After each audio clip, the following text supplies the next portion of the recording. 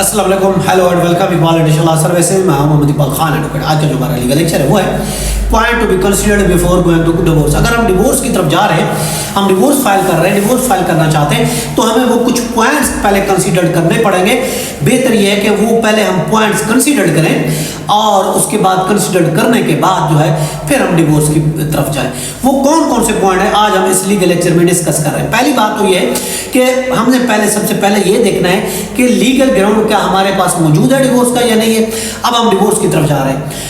अब लॉ उसमें देखते हैं, चाहे वो मुस्लिम लॉ को देखें, मुस्लिम फैमिली लॉ को देखते हैं, क्रिश्चियन है तो क्रिश्चियन लॉ को देखते हैं, हिंदू है हिंदू लॉ को देखें, लॉ मौजूद है तो क्या देखें हमारे पास क्या लीगल ग्राउंड मौजूद है, और तब हम डिवोर्स के ऐसा ना हो हमारे पास लीगल ग्राउंड भी नहीं हो, हम डिवोर्स फाइल कर दें मगर हमारा डिवोर्स का केस डिसमिस हो जाए तो हमें हज़ामत उठानी पड़ेगी, खर्चा भी हमें बर्दाश्त करना पड़ेगा। इसलिए बेहतर ये सबसे पहले हमने देखना है कि लीगल ग्राउंड मौजूद है या नहीं। अब तलाक मुख्तलिफ किस्म की हो सकती है, जैसे तलाक बाय हस्बैंड जो है वो तलाक दे सकता है, खुला खातून भी ले सकती है, और इसके अलावा रेजोल्यूशन मुस्लिम मैरिज एक्ट के तहत भी डिवोर्स हो सकती है, या फिर म्यूचुअली भी हो सकते हैं। तो मुख्तलिफ तरीके हैं डिवोर्स के। और इसके अलावा हमने मुबारक डिवोर्स भी हो सकती है। एक तो ये हमने देखने कि हमारे पास क्या लीगल ग्राउंड मौजूद है यानी पहली बात। दूसरी बात ये हमने ये देखना फिनेंशियल इस पर एप्लीकेशन कितनी होगी। अब हक महर के बारे में हमने देखना हक महर क्या हमने दे दिया, अगर दे दिया तो क्या हमें वो वापस मिलेगा या नहीं मिलेगा, तो किस तरीके से पे करेंगे। बात आती है मेंटेनेंस की, मेंटेनेंस कब तक हमें देना है नहीं देना, बच्चे हैं तो उसका क्या होगा, वाइफ का चाहे मेंटेनेंस है या फिर बच्चों का मेंटेनेंस है, कोई जहेज का सामान, कोई लेन देन, गिफ्ट आइटम, पर्सनल आइटम, ये सब चीज़ों, और इसके अलावा कोई फिनेंशियल एसेट्स हैं, पैसे, इन चीज़ों को भी हमने कंसिडर करना है। तीसरी चीज़ हमने कंसिडर जो करनी है वो है चाइल्ड कस्टडी। अगर बच्चे मौजूद हैं तो ये हमने देखना है। जनरल अगर हम कंसेप्ट देखते हैं चाइल्ड कस्टडी का कि वो वेलफेयर ऑफ द मैनर को देखा जाता है कि बच्चों की वेलफेयर किसके पास है, क्या वेलफेयर बच्चे को माँ के पास है या वेलफेयर माँ के पास है। सबसे इंपॉर्टेंट पॉइंट ये देखा जाता है, कंसिडर किया जाता है वेलफेयर ऑफ द मैनर। इसके अलावा गार्डियनशिप और कस्टडी के बारे में हम देख सकते हैं कि गार्डियनशिप किसको होगी, उम्र बच्चों को कितनी है, कस्टडी कौन लेगा, और इसके अलावा विजिटेशन राइट, इन चीज़ों को हमने अच्छी तरीके से कंसिडर करना है। बेहतर है हम आपस में भी मिलजुल कर सॉल्व कर सके तो बेहतर है, नहीं भी करे तो आपने बच्चों की कस्टडी को भी कंसीडर करना है। नंबर 3। नंबर 4 जो है वो है सोशल एंड इमोशनल कंसिडरेशन। ये भी हमने कंसिडर करना है कि इस डिवोर्स पर क्या इम्पैक्ट पड़ेगा हमारे सोशल और इमोशनल उस पर किस तरीके से होगा, सोशल स्टिग्मा किस तरीके से होगा, इमोशनल टोल किस तरीके से होगी, फ्यूचर हमारे पर्सपेक्टिव क्या होंगे। इसलिए इन चीज़ों का माशरती तौर पर, समाजी तौर पर और जज्बाती तौर पर, इमोशनल तौर पर क्या इसके असरात हम पढ़ने डिवोर्स के, तो ये भी पॉइंट हमने कंसिडर लाजमी करना है। इसके अलावा 5वां जो पॉइंट है वो है प्रोसीजर एंड प्रैक्टिस स्टेप।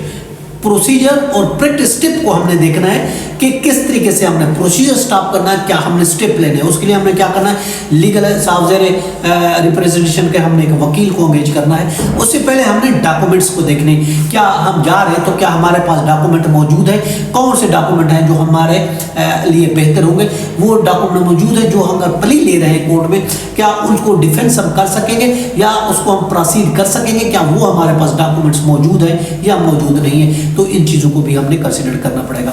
और इसके अलावा हमने ये भी देखना है, ADR भी देखना है।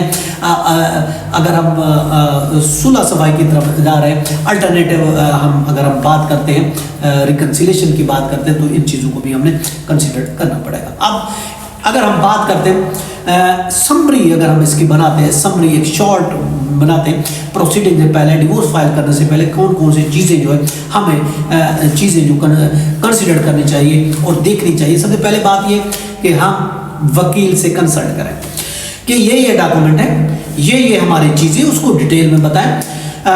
उससे कंसल्ट करें वकील से कि हम डिवोर्स में जाना चाहते हैं तो हमें कौन कौन सी, बेहतर ये है कि हम केस फाइल करने पहले एक लॉयर को कंसल्ट कर लें पूरी डिटेल के साथ कि हमें कौन कौन से नुकसान होंगे, कौन कौन से फायदे होंगे, ये बच्चे हैं, ये खर्चा है, ये फलां चीज़ हमें सबसे पहले ही देखना पड़ा ताकि हमारा जहन तैयार हो जाए और उसके मुताबिक हम आगे कदम उठा सकें।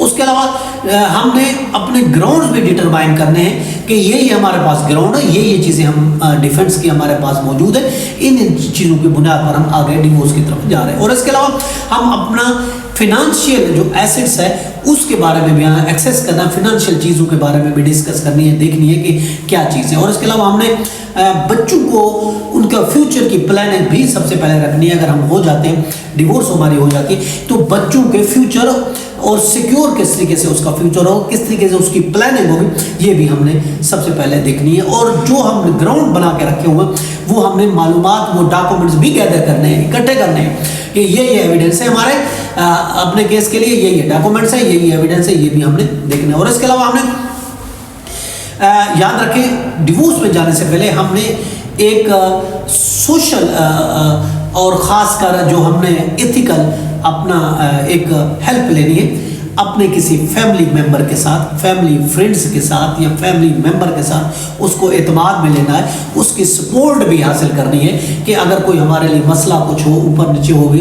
तो वो हमारी सपोर्ट के लिए भी बंदा मौजूद होना चाहिए, ये भी हमने लाजमी देखना है। और उससे पहले हमने देखे जाने, इन सब चीज़ों से जाने से पहले आखिरी इंपॉर्टेंट चीज़ वो है रिकन्सिलेशन। रिकन्सिलेशन को ज़रूर एक्सप्लोर करें।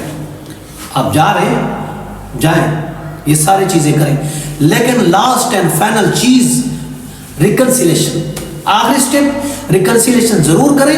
रिकन्सिलेशन को एक्सप्लोर करें, पॉसिबिलिटी देखें, अगर पॉसिबिलिटी है तो आप साथ रहें, अगर पॉसिबिलिटी नहीं है तो भी रिकन्सिलेशन के ज़रिए ख़त्म करें, ये भी आप देखें। अगर नहीं होता, एक साथ नहीं रह सकते, रिकन्सिलेशन पॉसिबल नहीं है साथ रहने की, तो ये रिकन्सिलेशन तो हो सकती है, ख़त्म करने की रिकन्सिलेशन, डिवोर्स की रिकन्सिलेशन, यानी डिवोर्स मिलजुल के बैठ के सारे मामला out of the court settle करके डिवोर्स दीजिए। इन चीज़ों को देखें, नहीं होता then you can go ahead, आप कोर्ट में जा सकते हैं, फिर आप केस फाइल करें डिवोर्स का।